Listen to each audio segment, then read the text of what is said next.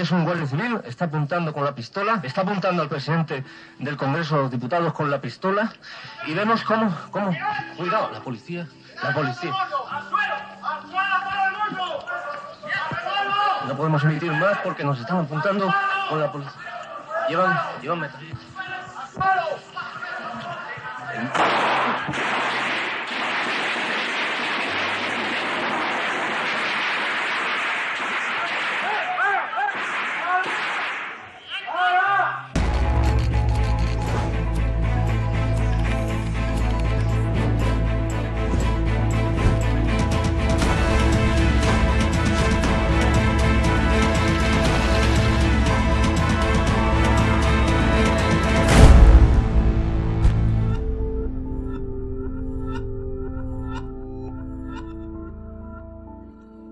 Era lunes, ¿no? Entonces había muchos redactores o bastante, que estaban descansando porque librábamos 2 días.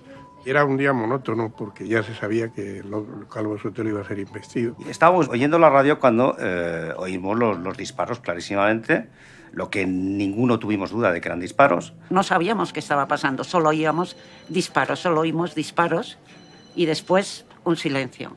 Y Eduardo Mate dijo, tiros en el Congreso. Y eso lo dijo a voz en grito, que entonces era muy difícil que algo se oyera porque la gente hablaba por teléfono y teníamos las máquinas Olivetis que con el ruido que se hacía, era ensordecedor. La duda era de dónde podían provenir, pues entonces hay que recordar que en la época ETA mataba a 100 personas al año. Yo recuerdo la sensación en la redacción y como todo el mundo se levantó, parecía como una película. Instintivamente tuve la reacción de, por el interfono, tocar me parece que era el número 11. Y le dije, Juan Luis, pon la radio, que hay tiros en el Congreso.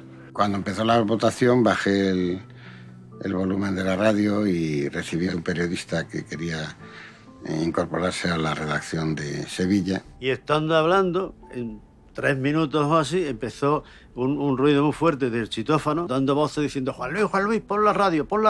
La radio estaba puesta, pero estaba muy baja. Entonces la puso y aquí ya fue una explosión, ¿no? Entonces le dije, mira, sal un minuto del despacho que voy a ver qué pasa aquí. Y bueno, en cuanto aclaremos lo que está sucediendo, pues seguimos hablando. Así lo hizo y no le volví a ver en toda la noche ni en 2 años más. Le dijo, vete ahí, aquí donde está la secretaria, donde está Nancy, a ver qué hacemos. Dice, es que, claro, me ha dicho Juan Luis que espere aquí porque, no sé, que algo está pasando en el Congreso.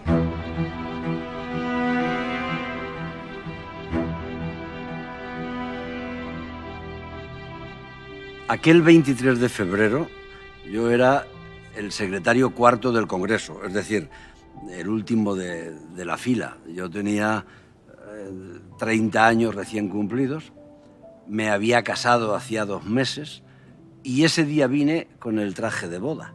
Y era un día importante, íbamos a elegir al presidente del gobierno. UCD, que presentaba su candidato, que era Leopoldo Calvo Sotelo, tenía garantizada esa mayoría relativa. No había ninguna posibilidad de que esa votación fracasara. Pues evidentemente yo estaba presidiendo la votación, se hacía por el llamamiento. Y empezó ese penoso momento del secretario Víctor Carrascal, si no recuerdo mal, leyendo «Fulano de tal, sí, mengano de cual, no, fulano de tal, abstención». Cuando se produjo un determinado llamamiento, empezaron a oírse ruidos de fuera y al final pues un empellón, porque durante la votación están herméticamente cerradas, está prohibida la entrada y salida durante la votación en el hemiciclo, ¿verdad? Lo primero fue una sorpresa del ruido que escuchamos en las 2 puertas de cristales de entrada al hemiciclo. Un ruido no habitual, un ruido muy grande de cristales que se movían y casi se rompían. Y justamente por esta puerta de la derecha vimos cómo se abría de golpe y entraban varias personas vestidas de guardias civiles. Yo continúo haciendo fotos, una especie de locura instintiva que te viene. Durante unos segundos, porque yo no soy un valiente, soy más bien cobarde, durante unos segundos dije, hombre, hay crónica, ya aquí pasa algo, ¿no? Tuve sensación desde el primer momento que era un golpe de Estado. A mí no me ocurrió como le ocurrió a una amiga que estaba en la tribuna, Pepa, y salió, llamó por teléfono a otra amiga suya y le dijo, mira, ha sido espantoso, tiros y todo. Dice, pero no te preocupes. A quien llamaba era la esposa de un diputado. Dice, no te preocupes porque cuando yo salía ya entraba la Guardia Civil. De aquí salimos, pues, la inmensa mayoría de guardias que después nos dirigimos hacia el interior del Congreso de los Diputados para llevar a cabo una de las mayores fechorías que se ha cometido en este país.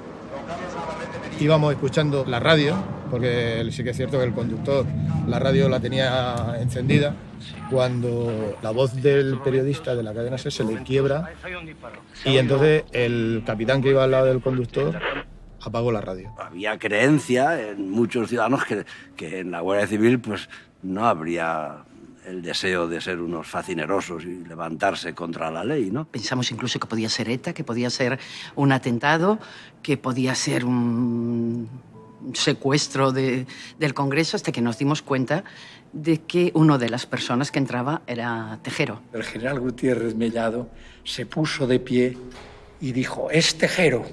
Claro, yo que estaba enfrente, es Tejero, pues ya me hice la composición. Y la voz corrió hacia arriba, entonces nos dimos cuenta que estábamos en un fenómeno que no era una entrada de la Guardia Civil persiguiendo a un presunto terrorista, sino que era la Guardia Civil la que estaba protagonizando el golpe de Estado. Enseguida la reconocimos porque pocos meses antes incluso le habíamos hecho fotos en otro de los intentos de golpe que había tenido. Yo, que soy muy mal fisonomista, pero me acordaba de lo de la Operación Galaxia, entonces le reconocí y dije, lo mismo es que con un grupo de guardias se han pasado por aquí con unos amigos y tal a dar un susto. Es sin estrillas.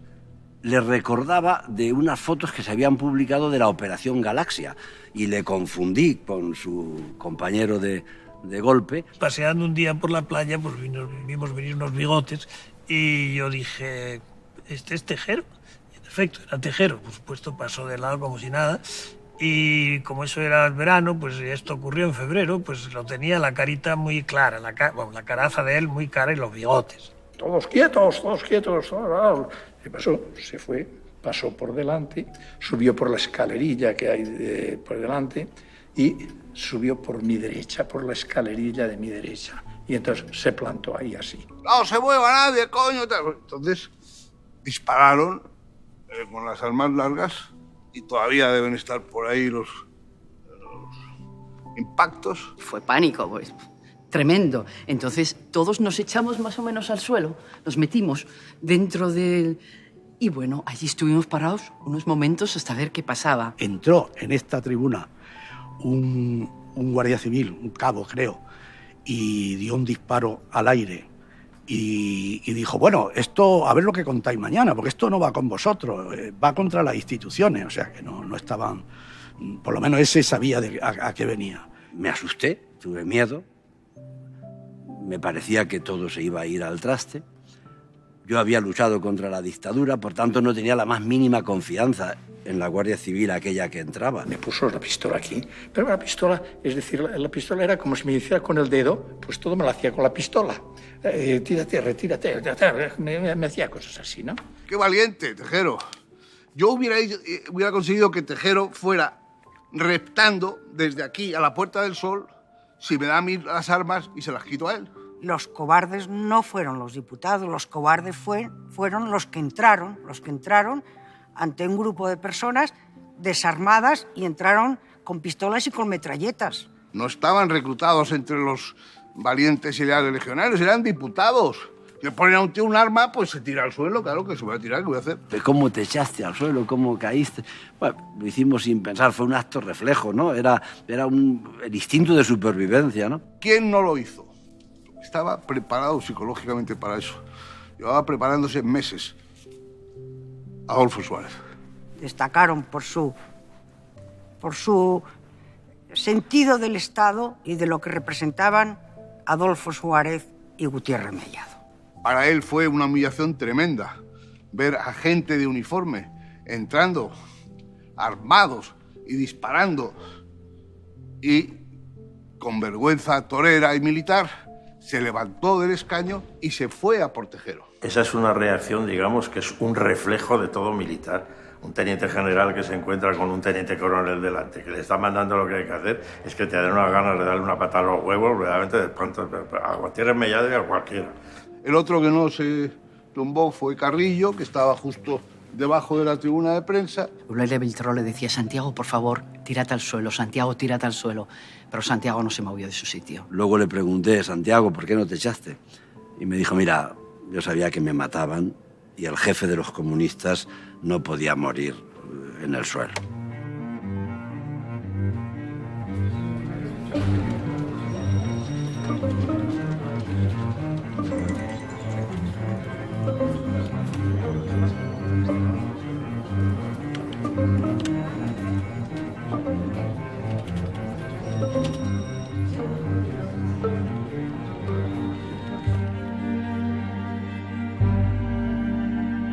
Como redactor jefe tuve la oportunidad de asistir, una vez que ya se supo la gravedad de los acontecimientos y ante lo que nos enfrentábamos, tuve la oportunidad de asistir a las reuniones que se celebraron en el despacho directo del periódico en torno a la decisión de qué es lo que teníamos que hacer en ese momento. Y entonces empezó un debate respecto a si deberíamos sacar o no el periódico. Y fue un debate bastante agitado. La discrepancia estaba en que, primero, algunos pensaban que sacar el periódico pues era provocar y ponernos los focos encima. A mitad del debate, el capitán general de Burgos, que era pariente lejano de Jesús Polanco, le llamó por teléfono y dijo que le había llamado el rey, que era todo muy confuso, que tuviéramos calma y tal, y Jesús no quería publicar la edición, José Ortega no lo quería en absoluto. Esa decisión se tomó, yo recuerdo, pienso que cerca del pasillo, porque yo oí las voces y eso. Le recomendaba a Juan Luis prudencia. No le sabía bien cuál era la profundidad del golpe de Estado, qué es lo que iba a pasar, qué es lo que no iba a pasar. Primero, que había una noticia que había que dar. Segundo, que también el país se distinguía por dar una opinión inmediata sobre los acontecimientos. Y tercero, que si el golpe triunfaba, sin duda alguna, pues no sé cuántas víctimas habría, pero una víctima segura era el periódico. Estábamos convencidos de que cualquier cosa que pasara no iba a cambiar mucho la amenaza que pudiera suponer sobre nosotros el golpe. Era imposible que con una junta militar o con una situación de emergencia de ese tipo el periódico pudiera seguir saliendo, y si salía no sería el mismo periódico, y por lo tanto pensé que la única manera de defensa que teníamos era el periódico mismo. Juan Luis se puso en pie y muy enérgicamente dijo: a lo mejor es lo último que yo haga como director de este periódico, pero lo que sí tengo muy claro es que este periódico va a salir a la calle y va a salir con un editorial tronante contra los golpistas. Y a partir de ese momento hay que decir que en todo momento la empresa me apoyó y estuvo de acuerdo, ¿no? De lo que se trataba es de que lo que hiciéramos fuera una respuesta institucional, no la respuesta de unos periodistas que se habían vuelto locos y habían decidido salir a la calle para luchar contra señores armados con fusil con un periódico. Y después de esa reunión fue cuando se decidió sacar una edición especial del periódico lo antes posible. Y entonces todo el mundo se puso a trabajar para sacar el periódico. Yo libraba ese día y vi que en el kiosco de la Puerta del Sol había mucha gente. Me acerqué y vi que estaban todos en torno a un transistor. Pregunté y dijeron: guardias civiles en el Congreso. Entonces emprendí una carrera hacia el Congreso de los Diputados por la carrera de San Jerónimo. Comprobé que efectivamente estaban los guardias civiles rodeando el Congreso y me fui a buscar un teléfono. Al final lo encontré aquí en la calle Echegaray, en una tienda. Me llama Fernando y me dice que está al lado del Congreso. Digo que se vaya inmediatamente para allá y que empiece a contar porque de dentro no tenemos información.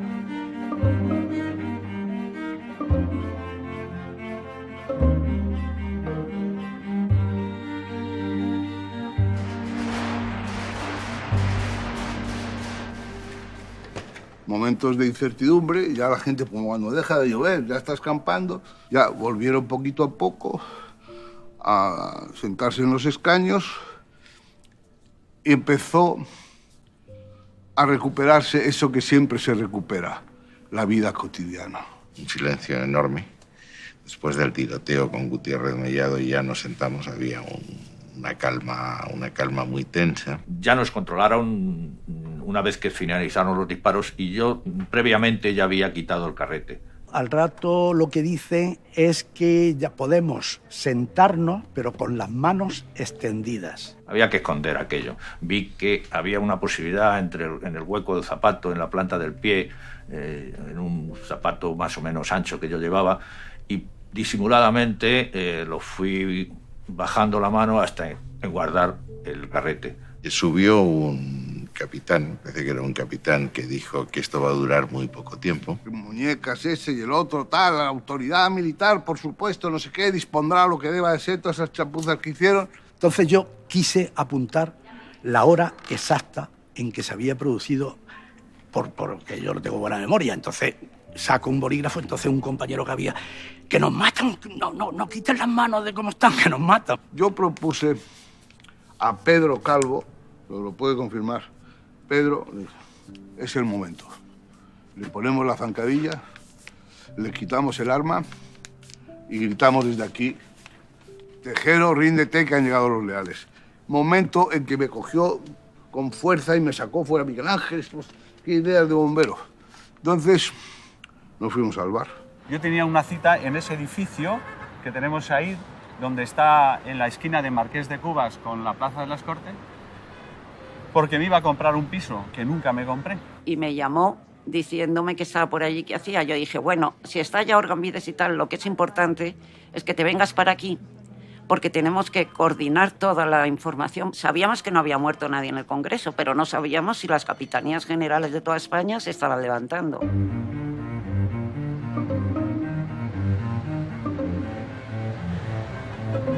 Para mí fue muy gratificante la llamada Soledad Álvarez Coto. Yo estaba muy nervioso porque rodeado el Congreso de Guardias Civiles, estaba sucediendo esta atrocidad y Soledad, con un tono de calma, me dijo: instálate allí y ve informando constantemente de todo lo que había. Y allí un poco montó el centro operativo de todo lo que estaba pasando por fuera. La redacción estaba en una incertidumbre, insonorizada. Solo estábamos preocupados por aquello que había ocurrido. El periódico de pronto se suspendió. Me bajé a la redacción y ya estaban todos trabajando y aquello realmente era un espectáculo, ¿no? Un espectáculo dramático, pero un espectáculo. Todos ahí amontonados, especulando qué es lo que ha pasado, qué ha sido esto, hasta que ya, yo creo que no tardó mucho en bajar el director, sin chaqueta y un poco así como acelerado. Yo entraba por una puerta y Juan Luis, que estaba en la tercera, bajaba, entraba por la otra, en mangas de camisa, remangado, desencajado. Y tocó palmas para que todo el mundo escuchara, ¿no? Era un toque de atención, una alarma, para que todos fuéramos a nuestros puestos. Me acuerdo cómo se sentó, que él cogía la silla y se sentaba al revés. En vez de sentándose, lo ponía por delante y esa imagen la tengo grabada al lado del televisor, él sentado y toda la redacción escuchando. Dijo, no hagan corros, todo el mundo a sus puestos. Vamos a sacar el periódico.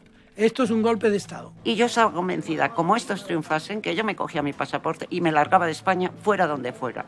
Pero como hubo esa decisión rápida, hay que sacar un periódico, dije, bueno, pues saco el periódico y me largo. A esta altura de aquí estábamos nosotros con el cinturón ese de seguridad, aquí. Y la policía estaba en esta calle un poco más allá, que además lo veíamos. Lo veíamos, pero vamos.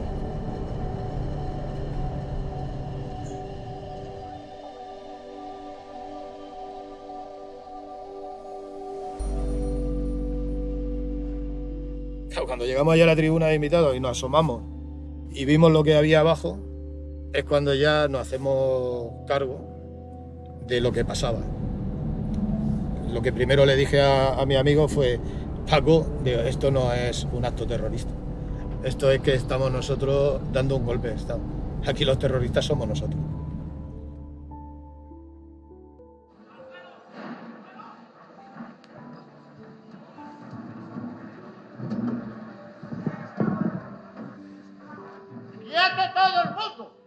En Prado del Rey teníamos monitores desde donde veíamos la señal del Congreso. Éramos los únicos que la veíamos.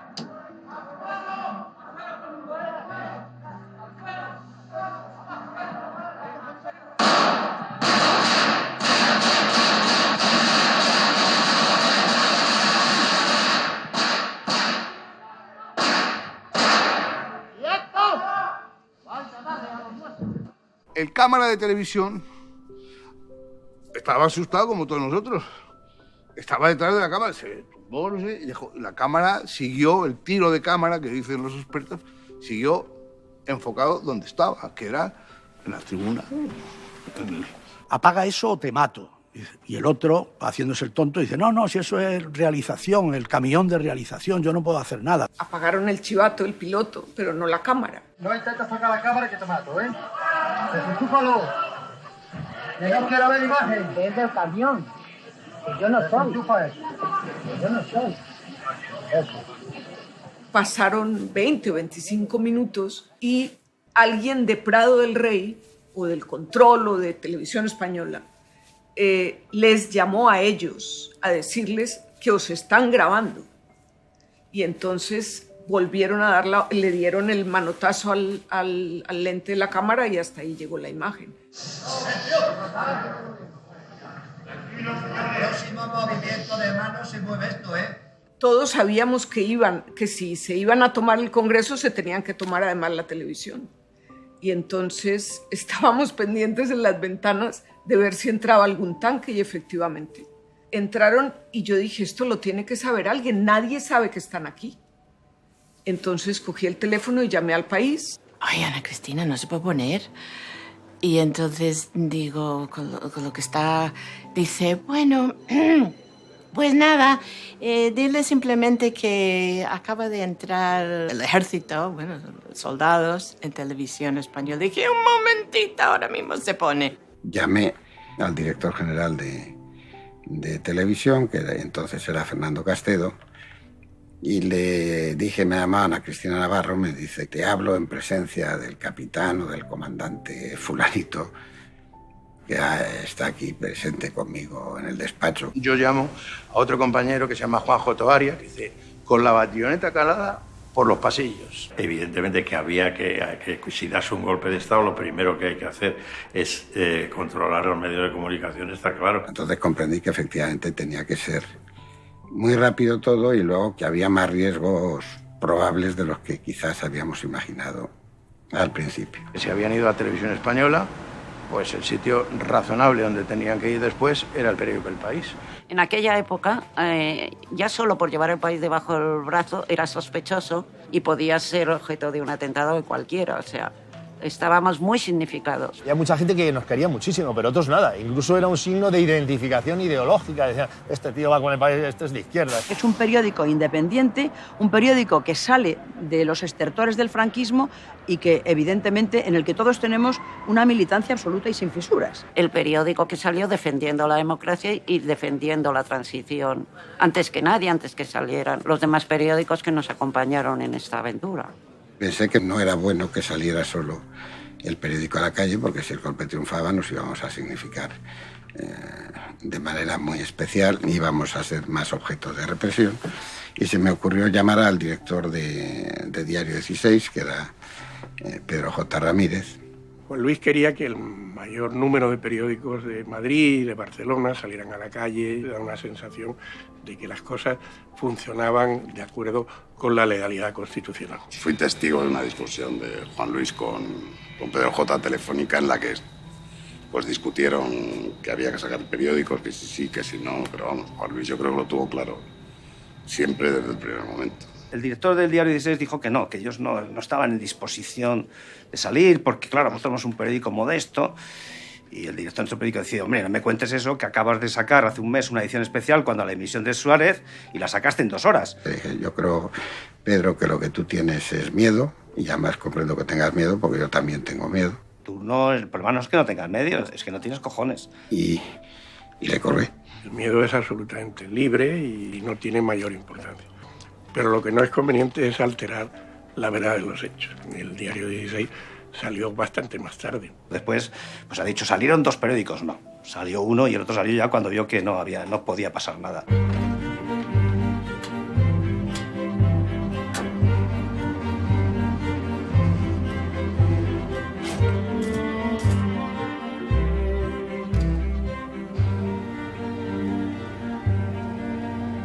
Soy periodista del diario El País desde hace 30 años, pero en esos momentos, cuando el 23F estaba haciendo el servicio militar y era solamente recluta en la compañía de policía militar.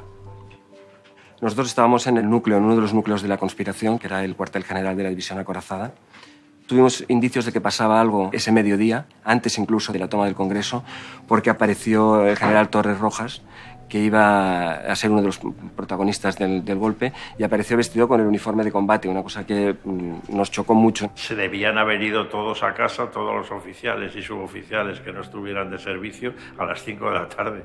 Algo esperaban, y ese algo que esperaban era esa famosa eslogan de las órdenes se darán a partir de las 6:30 desde la Zarzuela. Estábamos absolutamente convencidos de que el golpe de Estado había triunfado, entonces quien más, quien menos, pues pensaba que era lo que iba a ocurrir, que le iba a ocurrir al país, que nos iba a ocurrir a cada uno de nosotros. Yo me acuerdo que estaba pensando que iríamos al Estadio Bernabéu a una especie de campo de concentración. Bueno, el valiente que dijo, hombre, ya tenemos crónica, estaba absolutamente acobardado y pensando en que podía pasar de todo. La Guardia Civil dijo, los periodistas que quieran se pueden marchar. Los periodistas que estaban en la tribuna salieron muy pronto. Por supuesto, algunos se dejaron los papeles aquí. Yo fui de los primeros que salí. La inmensa mayoría se fueron, nos quedamos unos cuantos perturbados, nos quedamos. Los fotógrafos, como estábamos dentro del hemiciclo, pues aquí empezó unas horas acompañando a los diputados y acompañando en ese momento a los militares, bueno, a la Guardia Civil.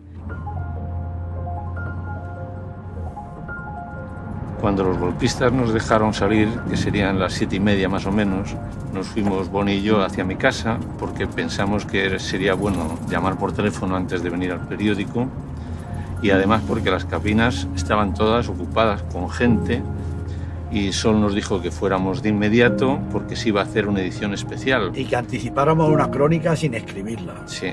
Nosotros ya sabíamos que habían soltado los periodistas, que no pasaba nada, y teníamos que cerrar la primera página ya. Ahora mismo por teléfono, manda lo que has vivido y nada más. O sea, ni le pregunté qué tal estás y si has pasado mucho susto. En Radio Nacional estaban con marchas militares, lo cual, claro, nos dio un pequeño acelerón al miedo que ya teníamos, ¿no? Y las marchas militares no son neutrales cuando acabas de ver a un guardia civil sembrar el pánico en el Parlamento, porque si no estarían contando lo que había pasado, no lo contaban. Dimos un par de pasaditas antes de aparcar el coche por si había alguien ocupando el periódico, militares o policías, y vimos que no, que estaba despejado. Empieza a contar la película que yo había vivido en directo, pues con todo lujo de detalle, entusiasmándome, ¿no? El director dice, bueno, Boni, no te entusiasmes, baja y cuéntalo a los lectores. Vamos a sacar un periódico de 16 páginas, hay que contar todo lo que sepamos del Congreso y lo tenemos que cerrar inmediatamente, ¿no? Quiero recordar que con la sección de deportes que estaba ya montada, porque en aquella época me parece que todavía no había periódico los lunes. Los trabajadores de la rotativa, que sabían manejar la rotativa, pues estaban en su casa descansando, durmiendo, porque entraban a las 11 de la noche. Y que lo que habría que traer gente de rotativas, había que traer gente de fotomecánica y gente de cierre. En ese momento empezó a llegar gente que no estaba de guardia en el periódico. Mucha gente que estaba de vacaciones quizá, o que estaba librando, o que estaba fuera y se enteró y vino a la redacción. Pensamos que el periódico nos necesitaría y mi marido, que trabajaba en el diario 16, y yo, que trabajaba en El País, pues nos vinimos directamente aquí al periódico. No eran idiotas, sabían que el periódico pensaban que iba a combatir y pensaban que ellos tenían un papel en eso y vinieron espontáneamente. Ese día libraba, pero luego, como en casa la televisión no decía nada, pues le dije a mi mujer, digo, voy a bajar hasta el periódico a ver qué pasa. si me necesitan para lo que sea. Y entonces, entre lágrimas, que las había y muchas, la jefa de Nacional, Soledad Álvarez Coto, empieza a repartir trabajo. Lo que procedió fue a organizar los puntos clave que había que cubrir. Y en esas me tocó a mí ir a los cuarteles. Fui también a Prado del Rey, fui a campamento, fui a cuarteles que están por el centro de Madrid. Y uno era el aeropuerto de Barajas, porque era uno de los sitios típicos donde los militares hubieran ido, si es que hubieran tenido en ese momento la intención, hubieran podido. Y a mí me mandan al Ayuntamiento de Madrid porque piensan que hay que cubrir un poco las instituciones, ver qué pasa en la ciudad, ver si esta gentuza viene o no viene a tomar algunos edificios oficiales. Había una enorme calma, que debe ser la calma que hay en medio de las grandes historias.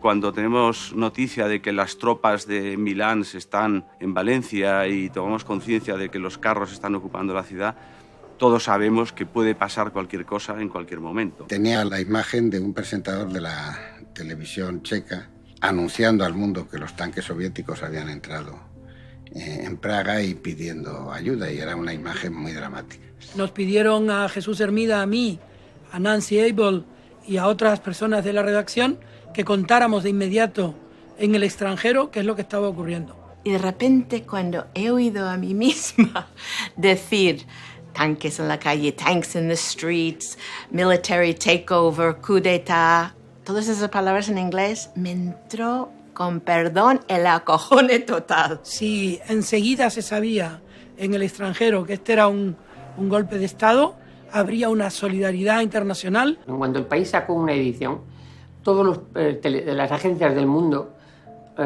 reprodujeron la portada del país. Reuters, France Press, Associated Press, UPI. Tener relación con los medios de comunicación internacionales en ese momento era una forma de defensa o de resistencia frente a lo que estaba sucediendo.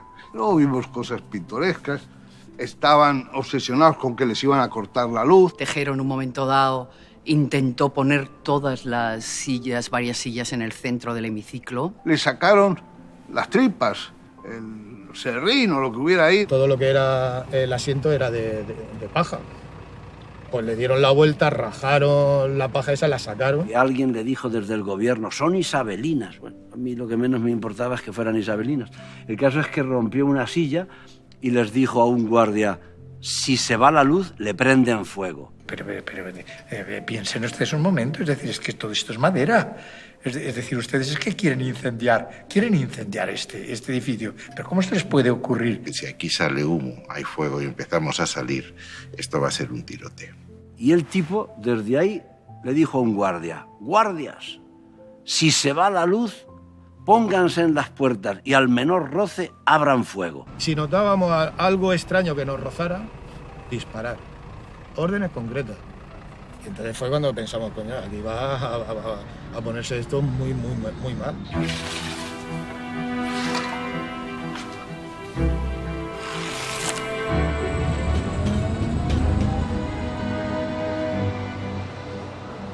Nos llegó una información, una especie de chivatazo de que había una compañía que estaba dispuesta para dirigirse al país. Un sargento que estaba haciendo las prácticas de milicia universitaria en el regimiento Saboya número 6, que estaba en Leganés, llamó desde una cabina diciendo que su batallón, en su compañía y tal, estaba siendo movilizada. Iban a acceder a los camiones para ir a tomar una serie de puntos y que a él, a su sección, le tocaba tomar el país. Cuando empezamos a ver tenientes, capitanes corriendo con la radio en el oído, pues ya empezamos a ponernos un poco nerviosos y pensar que no era un simulacro, que era de verdad. 2.000 personas había que distribuirlas pues para tomar el país o para tomar lo que tuviesen que tomar. El comandante Pardo Zancada y el capitán Álvarez Arenas nos indicaron que los dos periódicos que deberíamos parar, uno el Independiente y el otro El País. Ya por debajo de sargentos, soldados de reemplazo, permíteme que dude que supieran dónde iban. Tampoco vino ningún sargento ni ningún teniente a decirme vosotros vais a Atocha, sino que posiblemente pues sería un cabo primero. Se nos dijo que Había que parar a los periodistas y a los linotipistas y que, si era necesario, usáramos las armas. Nosotros éramos objetivo indudable de los grupos de extrema derecha que se resistían a que hubiera un cambio en este país. En un periódico que, por otra parte, ya había sufrido una ocasión excepcional con motivo de un atentado. Que mandaron una bomba, que mataron a un chico jovencísimo que se llamaba Fraguas, que era conserje. Al jefe de servicios generales, Juan Antonio San Pedro, perdió las manos y perdió un ojo. Y sabíamos que esto, si triunfaba, los primeros que íbamos a caer éramos nosotros. Venía un autobús y venían a arrestarnos y probablemente pues arrestarían a Juan Luis y a 2 o 3 más y a los demás. Pues hombre, se habló de que si hubiera triunfado el golpe, pues estaríamos todos en el Bernabéu, un poco como lo que pasó en Chile, ¿no? Nos comentaron si nos podíamos quedar alguien para un poco atender a la gente que estaba aquí, toda la redacción en pleno y algún otro departamento, y decidimos que nos quedábamos. Cuando pensaban que iban a llegar aquí los tanques, hubo gente muy preocupada, bastante. Se pedían bastantes manzanillas y sobre todo tilas. Moví un mueble, un archivador metálico, y cogí mi carnet del Partido Comunista y de Comisión Obrera y con papel celó lo pegué en el respaldo del mueble. Los archivadores, estos así, con todas las fichitas de todos los colaboradores, de toda la gente importante, de todos los redactores, y luego tantas veces he pensado cómo no se me ocurriría guardarlo. Pero Antonio, ¿qué haces aquí? Que vienen a por nosotros, que nos van a matar, pero vete de aquí, ¿qué coño haces aquí? Estamos locos. Que el 50% de la plantilla se vaya para que por lo menos alguien sobreviva. Toda la redacción era consciente de lo que nos jugábamos, porque estaban muy frescos para todos lo que había sucedido en 1973 en Chile y las consecuencias que aquello había tenido para los ciudadanos y en concreto para la profesión periodística. Nosotros estábamos en un riesgo físico evidente porque ¿qué era previsible? Que viniesen los militares como habían ido a Televisión Española y que nos detuviesen a todos y que nos llevasen a un campo de concentración. Con lo cual nos dijeron que no se le obligaría a nadie a quedarse y que no se tomaría ninguna persona que quisiera que se marchase. Nos dijeron, como dijeron en Talleres, el que quiera se puede ir a casa. Fuimos una piña, no se movió ni uno. Hubo gente que tuvo miedo y algunos se marcharon, pero la práctica totalidad se quedó haciendo el periódico. El que tuviera miedo sabía que tampoco podía hacer gran cosa, porque si no sacábamos el periódico, el día que fueran a por nosotros o a la hora que fueran por nosotros, no nos lo iban a tener en cuenta como un atenuante. Cuando vimos que efectivamente la cosa se estaba poniendo fea, cerramos las puertas del periódico, prohibimos la entrada a toda persona que no estuviera en el periódico. Y se echa a la Policía Nacional que aparcaba dentro. A partir de allá no podía entrar nadie, salvo que fuera un empleado conocido de la casa. Fue una noche donde hemos visitado el cuarto de baño más que nunca porque eran las únicas ventanas que daban a la calle. Entonces íbamos a mirar por la ventana a ver si alguien veía algo. Mirábamos por Miguel Yuste para ver si bajaba la Guardia Civil, la policía o el ejército, a ver si venían a tomarnos. Todo el mundo estaba un poco aterrorizado de lo que podía pasar en este país, de lo que podía pasar en nuestro periódico y de lo que podía pasarnos a cada uno. Después de eso nos pusimos manos a la obra. Javier Pradera hizo un borrador de editorial. El primer párrafo del editorial lo puse yo, lo añadí yo. Que creo que empezaba en estas horas alevosas para la historia de España un grupo de hombres armados, ¿no? Un editorial donde se veía que había miedo, se ve que hay miedo porque de alguna manera, si bien al principio me parece que se decía que el país quiere sacar el periódico para defender la ley y la Constitución, y invitaba a los españoles, bueno, a la gente a que se manifestara apoyando la defensa de la legalidad. Y para mí el matiz fundamental era la resistencia, que creo que es la palabra que aparece en el primer párrafo. Si no había resistencia, pues el golpe triunfaría, como de hecho en ese momento había triunfado, ¿no? Casi parece como si se pensara que podía pasarnos algo, que se decía, suceda lo que suceda, ocurra lo que ocurra, a los que hemos defendido la legalidad, la justicia tiene que caer sobre estos golpistas.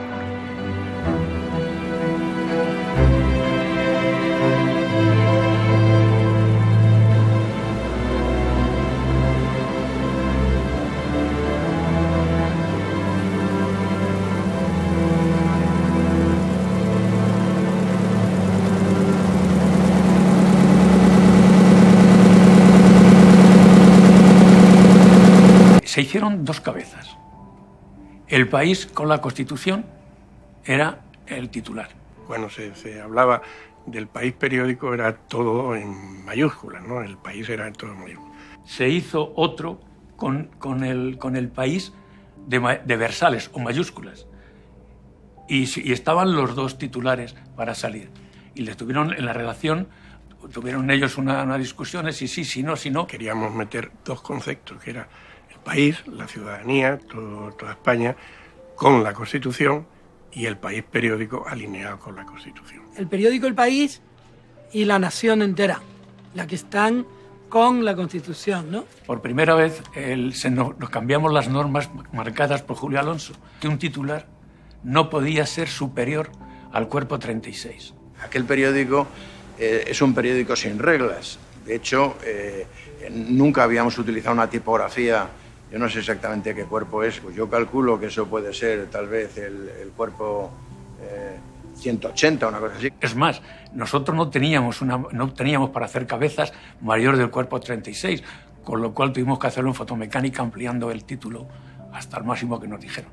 Juan Luis era el director, pero no era confeccionador.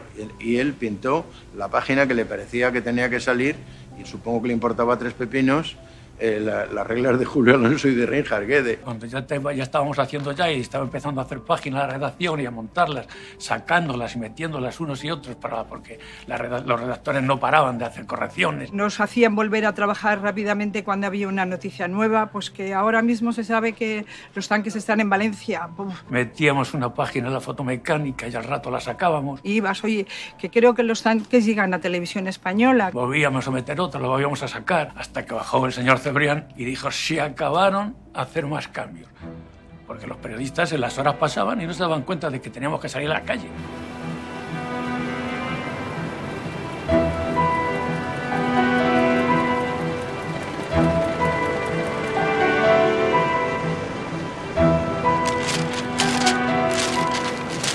Nosotros imprimíamos el periódico, lo hacíamos, pero había que distribuirlo. Los kioscos estaban cerrados, no sabíamos cómo íbamos a poder poner el periódico en la calle. Lo importante era que se supiera que el País había salido a la calle. El departamento de distribución empezó a trabajar para tratar de llegar a los sitios, a los puntos de venta donde estaban abiertos. Había que venderla. Entonces yo recuerdo que pensé, la hora va a ser mala, no hay puntos de venta abiertos, excepto en aquel momento me parece que eran los BIS, el kiosco que había en la Puerta del Sol de los catalanes, que era un kiosco que abría todas las noches, toda la noche, todo el día estaba abierto, y que había que recurrir a voceadores. Pero ese día Javier Bayano dijo que gente de fuera nada, que solamente gente del periódico, y que voluntarios además. Nos habían advertido que había zonas problemáticas, como era Colón, Goya, la calle Goya, todo eso, había gente de la ultraderecha celebrando el golpe. A Bayano le preocupaba que mataran o hirieran o agredieran a alguien. Y Sánchez Palomares, que era el director comercial, que era una persona muy atrevida, muy emprendedora, nada, eso lo arreglamos nosotros. Y Miguelito, Manolo, Alfonso y tal, vamos a venir, pues vamos para allá. Sabía que era una responsabilidad del departamento mío el vender el periódico, era lo lógico, ¿no? Javier Bayano pide voluntarios y yo me tiré sin paracaídas, no pensé. Mucha gente de talleres y sobre todo de publicidad salieron a la calle a vender periódicos, a repartirlos. Algunos ya fueron en su coche, pero yo recuerdo que pusimos una serie de furgonetas con papel y distribuimos a la gente por distintos sitios de la capital. Salimos del periódico, tiramos la avenida Aragón, se llama entonces, y al llegar al cruce, que llamaban la Cruz de los Caídos, una lechera nos cruzó, nos paró en seco y bajaron 2 policías muy nerviosos. Con las metralletas y nos sacan a todos de la furgoneta, nos ponen mano sobre la furgoneta. Coño. Muy educados no estuvieron. Que bueno, tampoco era muy sorprendente, por lo menos en aquella época. Las instrucciones que le dieron es, tómale todos los datos, pero no les deje continuar, es decir, que vuelvan al periódico. Nos soltaron, ya nos volvemos a meter en nuestra furgoneta y hacer el recorrido.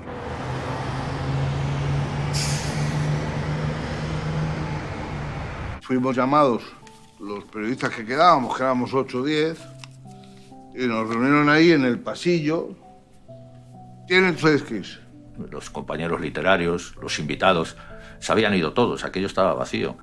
Y yo me hubiera quedado, vamos, la verdad, que esas cosas, ataques de frialdad que a veces se tienen. Uno de los fotógrafos le dijo a un guardia civil que pasaba por aquí, oiga, ¿qué hacemos nosotros aquí? Nos dimos cuenta de que allí no pintábamos nada, que si se habían ido los compañeros, ¿por qué nosotros estábamos allí? Nos hicieron bajar a todos los fotógrafos que estábamos dentro del hemiciclo. Nos obligaron a dejar las cámaras en el suelo y con las manos bien visibles. Y un guardia civil vino y empezó a pedirnos los carretes a todos y empezamos a darle, lógicamente. Le dimos los carretes, salimos por una de las puertas y fuimos andando varios fotógrafos. Y mi temor era pues que al pasar por un arco de seguridad a la salida, pues aquello iba a sonar.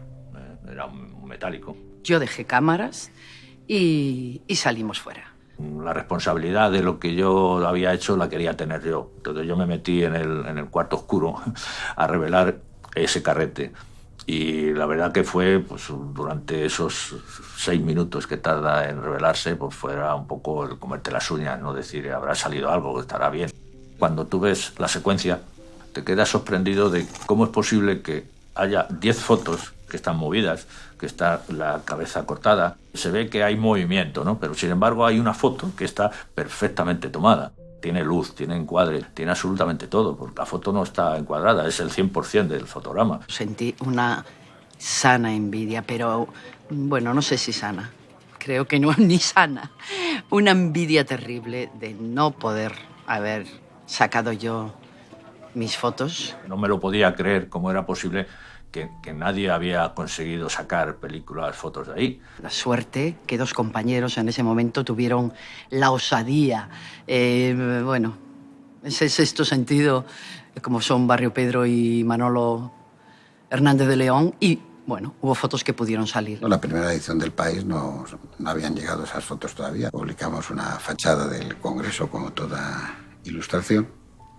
El País, edición especial, golpe de Estado, el país con la Constitución. Me veo en la calle con un periódico en la mano pegando gritos. Y unos decían, sois unos hijos, no decían, sois unos hijos de puta y os vais a enterar. Pero había otros que decían, viva la Constitución. Nos fuimos viniendo arriba. A medida que íbamos entregando periódicos, la gente lo cogía con muchísimo interés, te vas viniendo arriba. El País con la Constitución. Golpe de Estado. El País con la Constitución. Tengo pocos recuerdos de aquel momento. Sí sé que entré en una cafetería, un puticlub o algo así, o una cafetería esta de citas, ¿no? Paramos, y por algún motivo paramos porque veíamos luz, pues paramos la furgoneta. Y como no había movimiento ya de gente ni tráfico, y yo pues soy muy decidido y vi las luces y digo, pues aquí me meto. Y había una chica de estas de alterne, sentada en su taburete, así, mi nombre tengo, y yo allí entro, ¡País con la Constitución! Y claro, me miraba así. No sé, yo debí de dejarle el periódico y me volví como... Otra vez, no tuve éxito. No tuve éxito porque aquella se quedó como yo tengo que irme. La decisión es a distribuir el periódico, sabíamos que iba a llegar a poca gente, pero la radio empezó a difundir el editorial que llevábamos en primera página. La radio ahí hizo una labor importantísima en los primeros momentos. José María García se había apoderado del micrófono y estaba radiando el golpe de Estado como si fuera un partido de fútbol. Estaba entusiasmado. Yo creo que pensando que iba a tener la gran exclusiva que era ser el primero en entrevistar a Tejero. Igual que era un golpe, que te es lo de menos. Yo el primero. Había una cabina que era la cabina que conectaba todo el sistema de megafonía, todas estas cosas y tal. Desde ahí había diputados que estaban con radios. Fue un aparato de radio que cogió Fernando Abril y nos subimos ahí arriba detrás de una columna para para oírlo. Me acuerdo que uno, no sé quién era, pero decía, Ayuna, apaga eso porque como te vean con un transistor te pegan un tiro, ¿no? En la radio se dijo que el País había salido y sobre todo se leyó el editorial del País. En la hora de un atentado alevoso contra el pueblo español a manos de unos hombres armados que pretenden por la fuerza sustituir la soberanía de los ciudadanos, el País sale a la calle en defensa de la ley y de la Constitución. La rebelión debe ser abortada, sus culpables detenidos, juzgados severamente y condenados para ejemplar escarmiento de la historia. Eso devolvió a la gente la esperanza. No está todo perdido. Es decir, esta voz no la han acallado y esta voz se pronuncia de manera rotunda. El comentario editorial editorial del País continúa diciendo: los españoles deben sumarse a la gran protesta nacional e internacional y movilizar por todos los medios a su alcance la voluntad popular en defensa de la legalidad. Fue bastante importante para la gente que vio que había una respuesta, ¿no? Y que había una llamada a defender la Constitución a toda la sociedad española. Generó mucha conciencia respecto a lo que estaba pasando fuera de Madrid, sobre todo en las provincias. Cuando yo vuelvo al periódico, me dice Juan Luis Cebrián, dice, bueno, ¿cómo va toda la cosa? Y me dice, hay que salir con el periódico, hay que llegar al Congreso. Para que vean que el periódico ha salido y para que vea Tejero que esto no lo tiene tan fácil fuera de las Cortes, ¿no?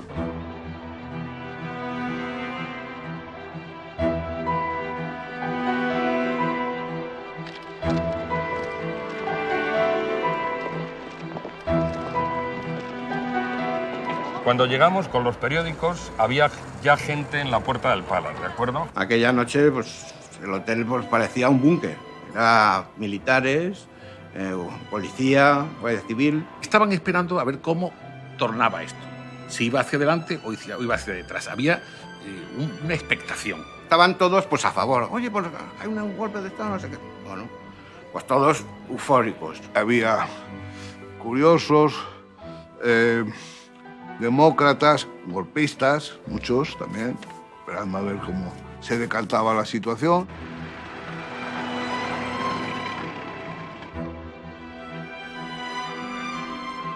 Aquí había mucho trasiego.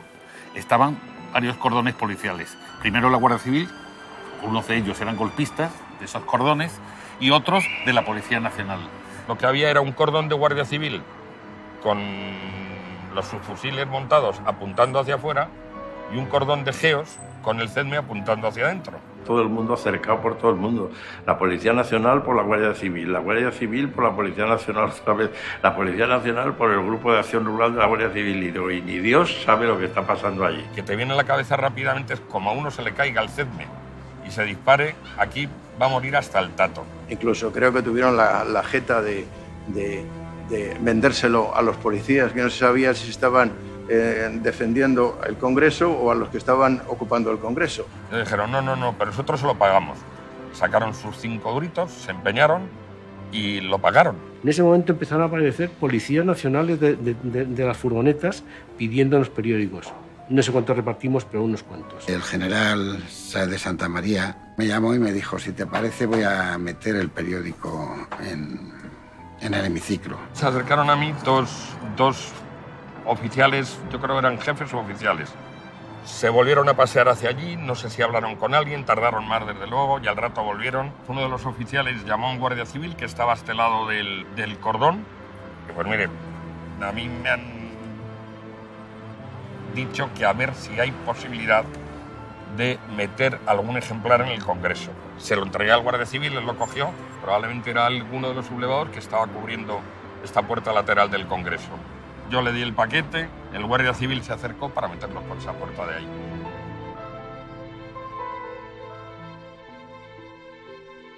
Luego ya nos pusimos a trabajar para hacer ya la edición que se hizo, la de la 1 de madrugada, una que tenía un titular que decía el golpe de Estado en vías de fracaso. Enviamos al Palace, donde se había reunido la Junta de Jefes de Estado Mayor y los jefes de la policía, de la Guardia Civil, había una gran cantidad de periodistas. Enviamos la edición allí para que se supiera que habíamos sacado una edición. Avanzamos desde el Pardo hasta Madrid, llegamos a una Madrid bastante siniestra, me pareció a mí. Algunos pequeños grupos de gente que estaba de acuerdo con el golpe nos saludaba al pasar, con el brazo en alto y gritando «Viva el ejército». Yo iba sentado en la parte de detrás del Land Rover con un amigo vasco bastante aversale. Y cuando gritaban «Viva el ejército», él se asomaba y les decía «Fascistas, hijos de puta».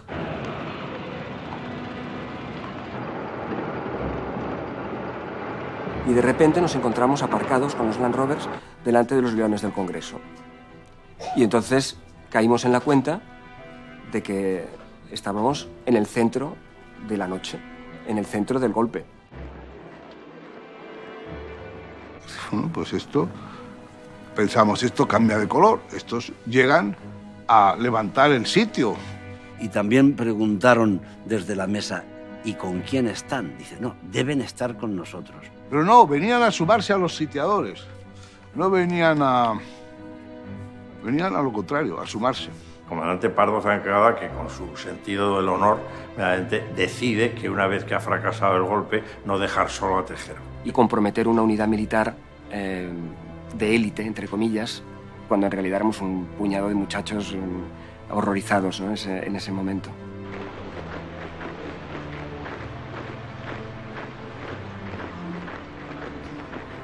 Con un compañero, Mariano, cruzamos la calle y había una cabina de teléfonos delante del Congreso y con unas monedas llamamos a casa. Y entonces mi padre cogió el teléfono y me dijo, te hemos visto por televisión. Conforme la noche fue pasando, las cosas empezaban a estar más deterioradas. Algunos guardias civiles ya pues no sabían cómo comportarse. Me decían, es que no sabe usted lo que es decir, esto del terrorismo, es decir, a la mujer del compañero que muere, tal. Fernando Abril, había un guardia que le decía a don Fernando, yo no sabía que venía, y Fernando le decía, 20 años, te caen 20 años. La pregunta angustiada era, bueno, ¿y el resto del ejército dónde está? ¿Y cuándo llegan los tanques? Y nosotros íbamos diciendo, bueno, están en camino, todo el mundo está en camino, porque nos pareció que era importante que no se pusieran muy nerviosos. Nos veía aquí acongojado, que veíamos la preocupación que teníamos, y tranquilos, chavales, que vosotros vais a salir aquí de oficial como poco. Y nosotros le decíamos, de oficial no quiero salir, yo lo que quiero es salir. Había muchos guardias civiles arriba apuntando con las armas hacia abajo, y yo tuve la impresión de que cualquier cosa que pasara podía acabar en una tragedia muy fácilmente, porque había muchas armas apuntando hacia los diputados en el hemiciclo. Pues toda aquella tropa aquí a lo largo de la noche, pues yo qué sé, hicieron de todo. La gente empezó a deambular por el Congreso, a visitar despachos. El despacho me lo tenían rigurosamente ocupado, rigurosamente ocupado, que estaban allí, estaban sentados en mi sitio, unos estaban escuchando la radio, otros estaban no sé cuánto, otros durmiendo en el sofá, estaba ocupado. Veo que en un pequeño sofá de 2 plazas hay un guardia tumbado, durmiendo, con un fusil en el suelo. El bar, por ejemplo, pues yo qué sé, es decir, como si hubieran pasado unos bárbaros por allí, ¿verdad? Yo recuerdo que me pareció como la escena de los Gremlins. Era un desastre, estaba lleno de gente, todos bebiendo, fumando. Las latas de sardinas estaban por el suelo, algunas botellas rotas porque no las descorcharon de manera adecuada. Parecía pues una especie de vertedero. Que alguien hizo un recuento de lo que habían hecho y roto por aquí. Alguien debió hacerlo, yo no sé, pero lo hizo.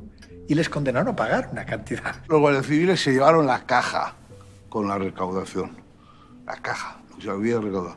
Y se llevaron las cajas de whisky y de ginebra y de lo que había. Todo se llevaron. Pero empezó la cosa, iba a decir, muy civilizada, pagando.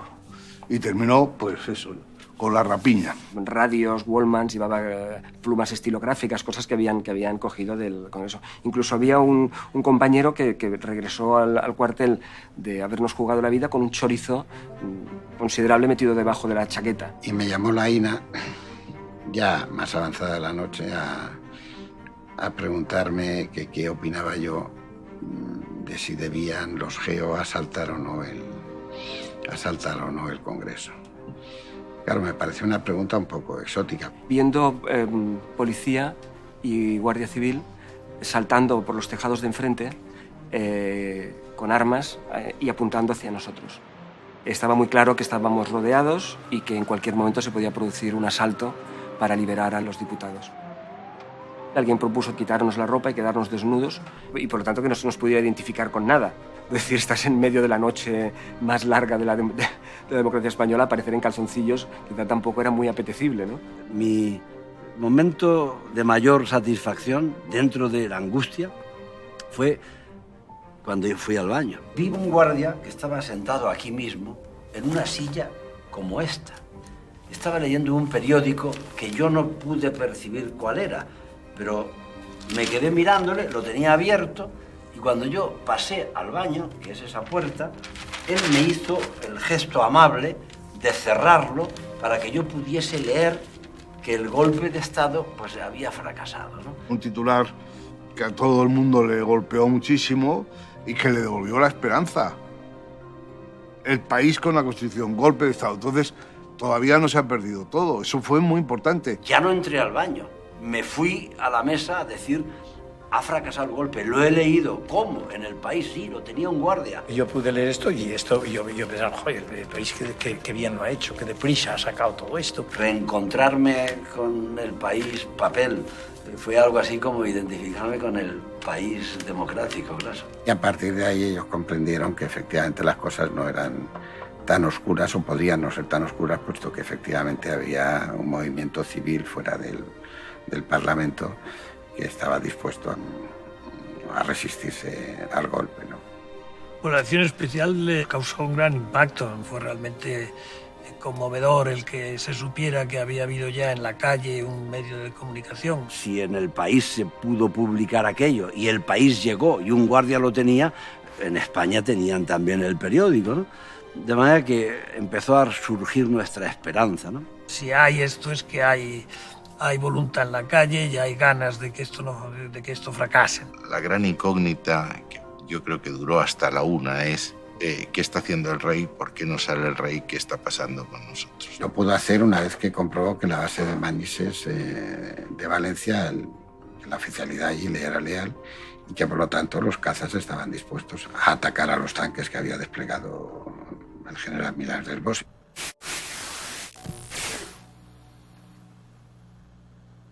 Hoy todo el mundo sabe lo que dijo, pero aquí no lo sabíamos. Y algunos preguntamos, ¿y qué ha dicho?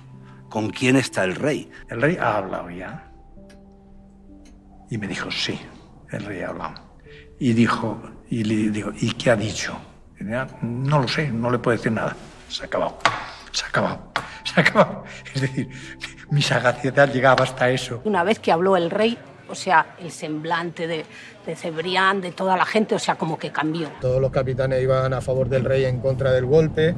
Sabíamos que eso ya había fracasado. El rey había acabado con las dudas sobre hasta dónde llegaba el golpe y pasábamos a ser los malos de la película ya claramente. Cuando ya se sabía que fracasaban, toda su chulería se transformó en miedo. Te van a meter en la cárcel. Y como dentro de lo peor, lo mejor, el que tu carrera como guardia civil ya había finalizado ahí. Algunos guardias civiles empezaban a ponerse mohines pensando dónde nos hemos metido, Dios mío. Nos enseñaban las fotos de sus hijos, estos son mis hijos, que no los volveré a ver más. Ya empezaban a percibir que aquello no... Pensábamos de que ahí también, cuando terminara todo eso, que poco más o menos, que nos iban a fusilar. Porque los consejos de guerra dentro de la milicia estaba en activo y la pena de fusilamiento no la habían todavía suprimido. Que estos mismos que querían dar cierto nivel de solemnidad y de rigor a su acción habían dado la muestra de cobardía más vergonzosa que jamás la televisión y los medios de comunicación habían tenido de la Guardia Civil, en lo de ridículo y vergonzoso. Y es escaparse los guardias por una ventana cuando creían que las cosas iban mal.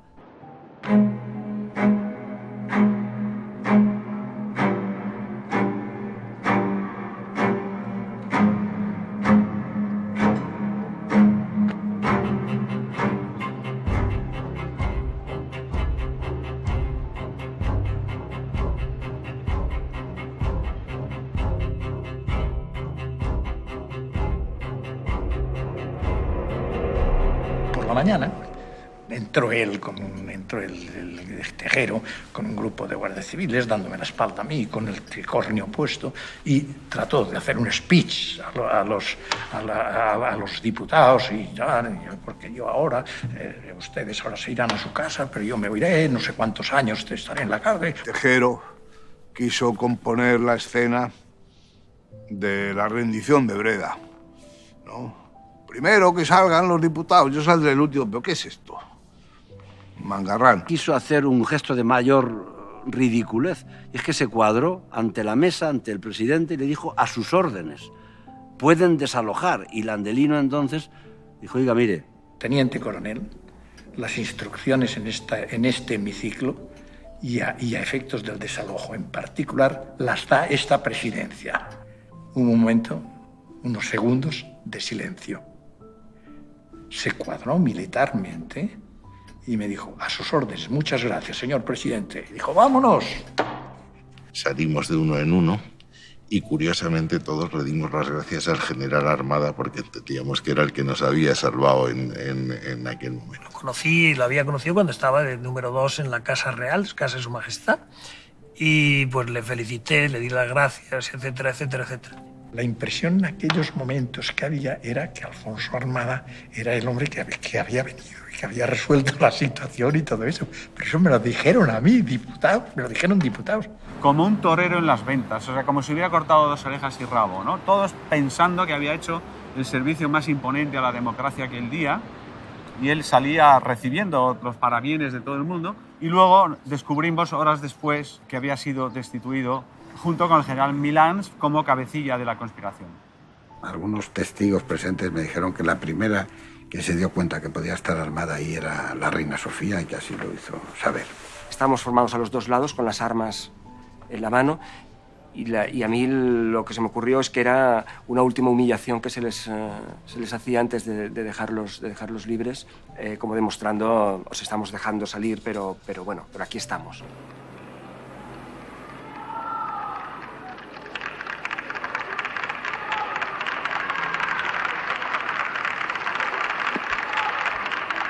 En la fila de salida me tocó justo con Tierno Galván y de una manera sorprendente, solo quien conoce a Tierno puede entender la conversación que tuvo conmigo a la salida. Me dijo, oiga, Bono, me han dicho que ha contraído usted matrimonio canónico.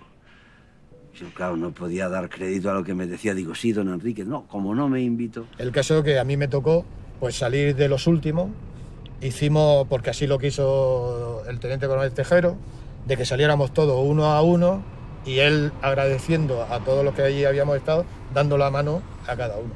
Formaron algunos guardias como queriendo dar un gesto, no se sabe de qué. Los hizo formar allí y le pasó revista al tío. Es que es una cosa que yo cada vez que lo recuerdo... Bueno. Puedo decir que de toda esa fila, pues el cuarto por la cola que se ve en las imágenes, soy yo.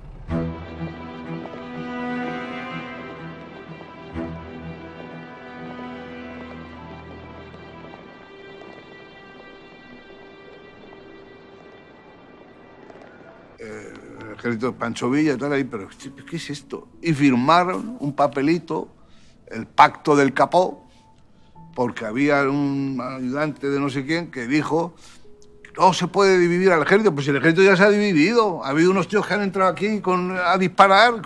¿Cuál es la división que quiere usted evitar? Un intento de sublevación, de rebelión, de golpe de Estado, eso es la terminología, un intento de golpe de Estado y además arriesgando la vida de muchas personas que estaban aquí. Lo vi todo tan pintoresco y tan verbenero que no vi el drama no lo vi por ningún sitio. Creo que es una frivolidad considerarlo así.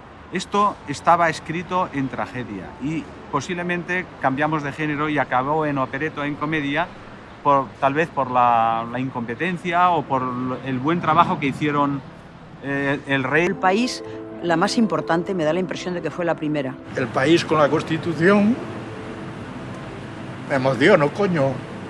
Esa portada del país, que hoy ya es uno de los iconos, creo yo, del 23F. Fue absolutamente un freno a la desesperación, no solo de los diputados que estaban dentro del Congreso, sino de muchas de las personas que estaban viviendo en España estos acontecimientos. Muchísimos periodistas extranjeros se acercaban para decir realmente tu periódico está haciendo algo fantástico, está siendo extraordinariamente valiente, ¿no? Los medios de comunicación que muchas veces se enredan, otras veces son decisivos para coagular la reacción del público. Eso que habíamos aprendido, que era una profesión de servicio y qué tal, verdaderamente tuvo eficacia.